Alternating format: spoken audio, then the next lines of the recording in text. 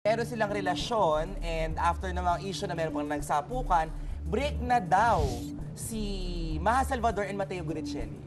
Si Maha Salvador ay nasa Saskatoon ngayong mga panahon na ito kasama ni Coco Martin. May show sila sa Saskatoon, sa Saskatchewan. Kina Tita Josie, Andres, Doc Buddy, doon sa kanila mismo nag-stay. Oh, So, sila lang ibig dalawa? sabihin sila dalawa ni Coco na ulit? Yun ang hindi ko pa alam. Pero yun nga, may sabi sa akin ng aking source, hiwalay na daw. Pwede, Baka hindi pwede. Ay, ayaw Baka naman hindi kay Coco. Ayaw niya rin daw magmahal muna. Naku, pwede pa naman niya sabihin yun.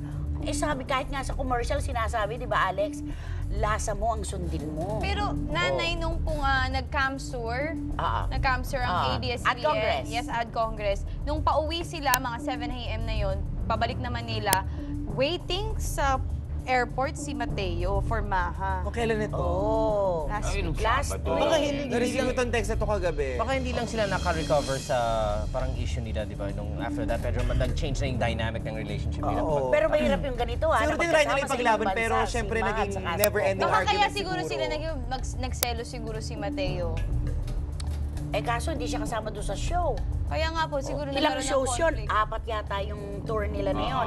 Sa tagal ng panahon na yun, maniwala kami milagro mangyayari. Pero Mga I'm sure linggo. nanay, kasi mahal naman ni Mateo si Maha. Baka balikan. Ang tanong, kakabalikan. mahal na mahal din ba ni Maha si Mateo?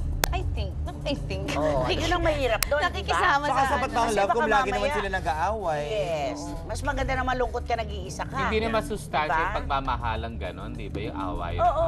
Alex, baon! Ay, ang baon ko naman po ay nung Monday, naisip ko pa, ako ay nanood ng Breaking Dawn at paglabas ko po ay nahanap ko si Elisa. Nakita ko si Melissa Ricks kasama si Helga Craft. Mag-watch din sila ng Breaking Dawn. Mga past 7 yun, so mga 7:30 ganun. Oo. Ang ganda-ganda ng Glamurosa. Ang ganda-ganda ng PS I Love You. Sa totoo lang.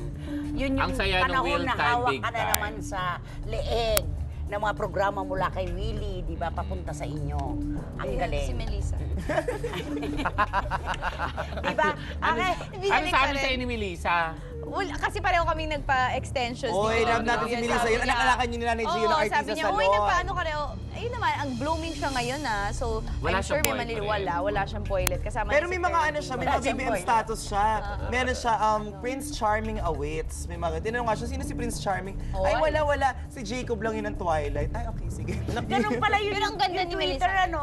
Dahil, di ba si ano daw, si Kiana Reeves? Oo. Di ba meron din siyang Twitter account? Lego na ako. Ganun. Lego na. Base na ako. Huwag kayo Malta, Kala ko bubuo ng Lego. Oo. Biro lang. Ganun pala yun. Okay, Ay, eto Alex? naman ako, maganda ito. Zeno siya. Knows niyo ba? Watch this. Ang sagot sa Zino siya for the day ay si Angel Locsin! Iyan si Miss Angel Locsin. Ay, abang na talaga tayo sa kanilang pelikula ni Mr. John Lloyd Cruz na kung saan dinidirehe. Oh. Wow! Direhe talaga. Ni Direk Cathy Garcia Molina. So, excited tayo dyan, mga ka-freshness. At talaga naman, Parang ikaw lang. pinakakabangan. Hindi sabi nila moment mo daw ito. Sigihan mo pa. At eto naman, tatapusin na kaagad, kinabahan. At eto naman po ang ating Express Pasabog Top 1.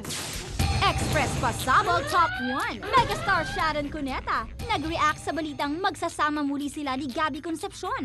Kasabay ng kanyang pagpirma sa Kapatid Network ay tinanong ang megastar tungkol sa napapabalitang pagbabalik tambalan nila ng dating asawa na si Gabby. Matagal nang pinaplano ang muli nilang pagsasama sa isang proyekto pero hindi ito matuloy-tuloy. Kaya naman ngayong pareho na silang nasa TV5 ay hindi na ito imposible. Ano nga bang masasabi ni Ate Shawi tungkol dito? Agree nga ba siyang makasamang muli si Gabby?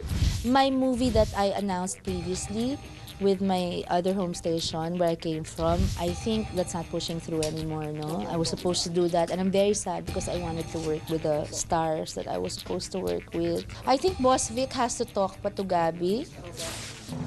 Okay, at sa pagbabalik po natin dito sa Juicy ngayong Miyerkules mga kapatid. Dahil syempre, alam na nga natin na si Casey Concepcion ay anak ni Sharon Cuneta. Yes. Na lumipat na dito sa TV5 na merong 1 bilyong pisong halaga ng kontrata for 5 years. Ang dami nagtatanong ngayon, susunod na kaya ang anak sa kanyang nanay? At ang nakakatuwa pa doon, parang may sorpresa ito. Unang lumipat dito para sa 3 taong contract si Gabby Concepcion. Sumunod Sharon, 5 taon. Aba, teka muna, di ba meron silang wini-wish na pelikula ng dating mag-anak? Yes. Baka mamaya dito maganap yun sa TV5, di ba? At hindi imposible, ang daming kwento na hindi maligaya ngayon si Casey sa kabila. Pero di ba meron siyang soap yung Alta? Pero may Star mga Magic. Ang soap naman 3 months. Di ba ganon? 4 months. Ay, iksi na ngayon, siya lalay. Baka tatapusin na lang yung exist. Well, Eh, di abangan ba? natin. Pag At if ever, happy family nandito. Oo. Kapag nandito si Sam Milby, I'm sure i-prepare Sam Milby, Casey Concepcion. Pwede. Kasi may mga... At saka di ba, Pairings yung sila. sinasabi na, hindi pwede, meron siyang contract dito, meron pa siyang bagong project dito. Eh, ganun ang sinabi nila kay Sharon, asan si Sharon? Pero, Nandito Nay, na. naniniwala ka ba si Sharon talaga 1 billion ang kontrata niya? Dito? Palagay ko hindi nga lang ganun eh. Ha? Ha? Palagay ko hindi Ha? nga lang. 1 billion for 5 years. So with or without, Para- with or 200 without million work. a year. Oo, 200 Wow. million a year yun. Parang maliit pa nga yun para sa akin kay Sharon. Ah. Di ba? Eh, Willie, magkano? Almost 1 million a day yun. Magkano si Willie? Hindi ko Oh. alam, ikaw. Magkano si Willie a month? Oh, Kakalo. O Sharon yun eh. diba? Oh, Oh. sige. Andun ka nun. Magkano na nun? Nadagdagan pa. Yung siguro yung 5 Pero, months, yung as 5 months ni producer- Willie, yung 5 months ni Willie, yan yung 1 year Three. ni... Three. Hindi, yung Three. 5 Hindi, yung 5 months ni Willie, 1 year na. 3 months ni Willie, 1 year ni Sharon, kung gano'n na magiging computation. Yung 70. Oh. 1 month ni Sharon, 10 years natin. Oh, yan. 100 years. Yung 1 day ni Willie, mga 1 lifetime. Hindi siya lang. Ay! Siya lala blind item na tayo para kina. Elvie Torres, mga Binteres, Tito Manny Garcia, Tita Norsky, Willie McJuicers. Okay, story ito na ikwento sa akin. Last week lang, meron isang young star na naghihintay na yung aeroplano sa airport. Pag may darating na magpapapicture, nagtutulog-tulugan. Ako yung handler. Maraming ganyan. Ako yung handler. Uy, si young actress! Young actress sa picture ako. Ay, tulog siya kagad. Sorry kasi kuya. Ay, balik na lang ako mamaya. Parang tingok. Wala na. I'll go. Ayun na nga. Hindi ba talaga lang? Ito? Uy, kasi na siya. Young actress sa picture ako. Ay, bornok ulit. Alam mo, Kasi ang aga ng flight. Ay, siya lala, parang kung saan pang abutan. ito ba yung na-intriga mo? Baka kakaganon niya. Sige, balik ka pa. Sige. Wala na. Ayan. Alam mo naman, hindi Ang dami-dami. Ano naman picture? Ay, bornok ulit. Hindi ko, ay, ano ba yun? Halika, buhatin na natin. Baka may epilepsy. Parang pagod na Doon ka pagod. sa paa. Doon ka sa paa. Talaga mo gusto! Wala akong masalat. Gusto! Salat na salat mo dito. Meron ba? Parang pantay-pantay ka. Pagkatapos ng dibdib pa rin. Ay ano, Hips na yun. Ito ba si ganon? alam mo pagkatapos ng mukha mo, balakang na, wala kang kaano, flat Hindi ka flat. muna, BI mo, Clue. Oo, siya. Siya. Siya. Siya. Ano? Uy, may nagsabi sa akin sa Gold's Gym na nahihirapan sila hulaan yung mga blind items. So bigyan natin ng magandang clue. Sige, bigyan mo ng magandang clue. Gold's Gym? Tingnan niyo sa scene.